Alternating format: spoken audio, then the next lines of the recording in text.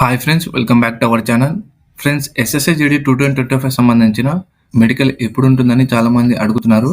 అదేవిధంగా మనకి నోటీస్ కూడా రావడం జరిగింది. సో, ఆ నోటీస్‌లో మనకి ఎంతవరకు నిజమో ఈ వీడియోలో మొత్తం డిస్కస్ చేద్దాం. సో, ఫస్ట్ టైం వీడియోని చూస్తున్నట్లయితే ఇప్పుడే వీడియోని లైక్ చేయండి. అదేవిధంగా ఛానల్‌ని సబ్స్క్రైబ్ చేసుకోండి ఫ్రెండ్స్.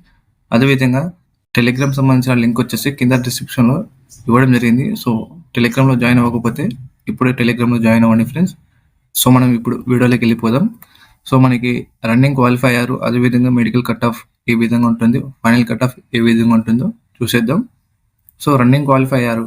సో, చాలామంది డిస్క్వాలిఫై అయ్యారు, చాలామంది క్వాలిఫై కూడా అయ్యారు.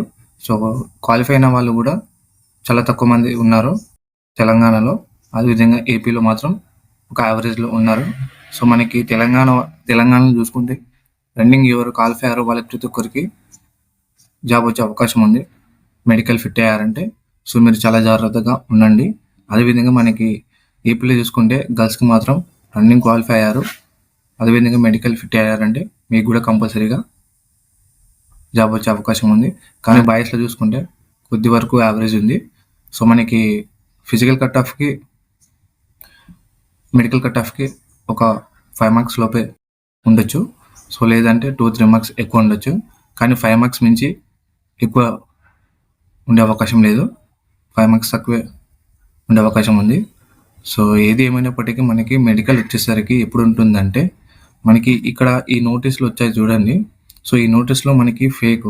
సో, ఎందుకు మనకి ఈ నోటీసులు వస్తున్నాయంటే, సో, ఈ నోటీసులు ఇవ్వడం వల్ల వాళ్ళు కొద్దిగా అలర్ట్ అవుతారని చాలామంది ఫేక్ నోటీసులు వైరల్ చేస్తున్నారు. సో, ఇది ఇప్పుడనే కాదు, ప్రతి నోటిఫికేషన్కి ఇది చాలా నార్మలే. సో, ప్రతి నోటిఫికేషన్లో మనకి ఇలాంటి నోటీసులు వైరల్ అవుతూనే ఉంటాయి.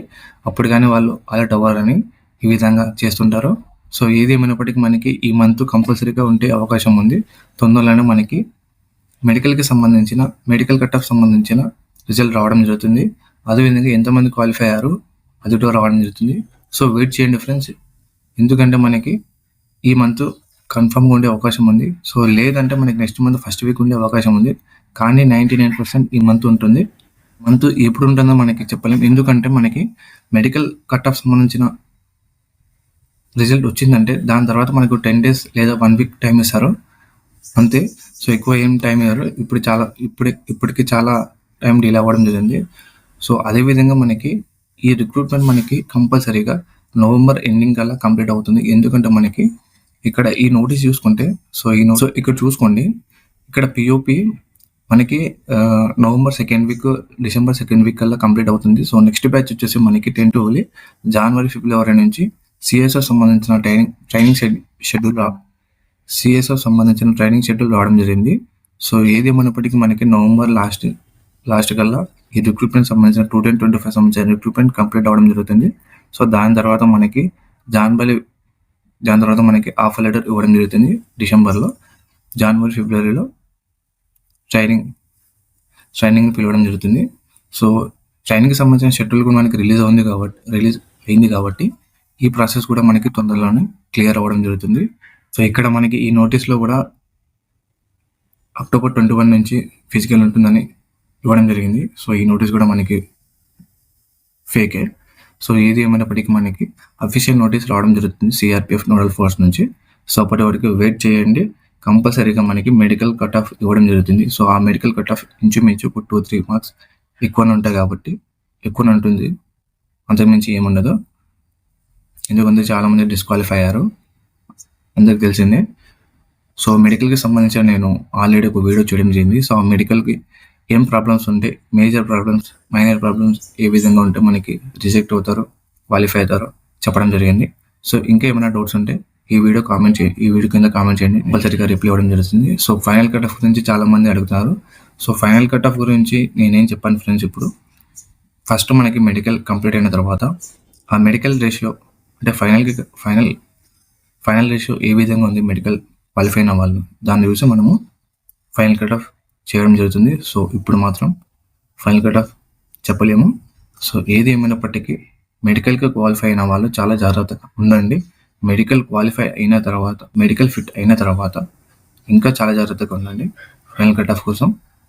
అదేవిధంగా చాలామంది డాక్యుమెంట్స్ గురించి అడుగుతున్నారు. సో నేను డాక్యుమెంట్స్ సంబంధించిన 2 వీడియోస్ చేయడం జరిగింది. సో ఆ డాక్యుమెంట్స్ ఏమేమి కావాలో నేను చెప్పడం జరిగింది.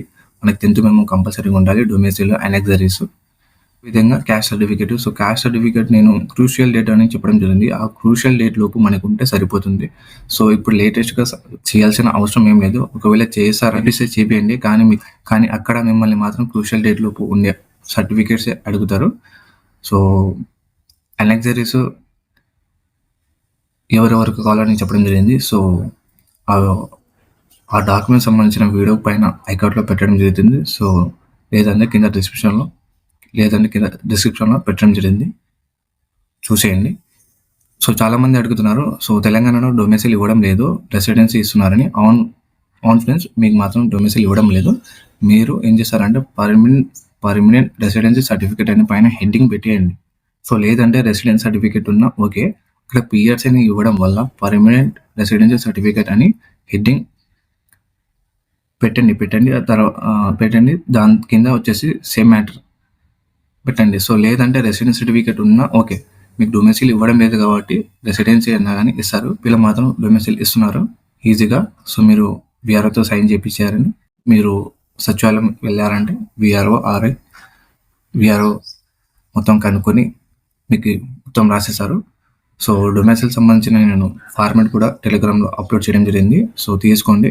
అదేవిధంగా తెలంగాణ వాళ్ళు కూడా అదే ఫార్మాట్ యూజ్ చేసుకోవచ్చు. మీరు రెసిడెన్సీ అంటే డొమిసైల్ ఆ రెసిడెన్సీ అని ఉంది కాబట్టి మీరు ఆ ఫార్మాట్ అయినా యూజ్ చేయొచ్చు. సో లేదంటే మీ ఫార్మాట్లో మీరు తీసుకోపోయినా కానీ ఓకే, అది తెలంగాణలో మీ సేవలు ఇస్తున్నారు కాబట్టి అది మీకు యాక్సెప్ట్ చేస్తారు. సో ఈపీలో మాత్రం మీ సేవలో లేదు కాబట్టి మాన్యువల్గా తీసుకొని వెళ్ళాలి కాబట్టి మీరు, సో నేను పెట్టిన ఫార్మాట్ని మీరు డౌన్లోడ్ చేసుకొని మీరు మొత్తం ఫిల్ చేసుకొని విఆర్ఓతో ఆర్ఐతో ఎంఆర్ఓతో సైన్ చేయించారని మీకు యాక్సెప్ట్ చేయడం జరుగుతుంది.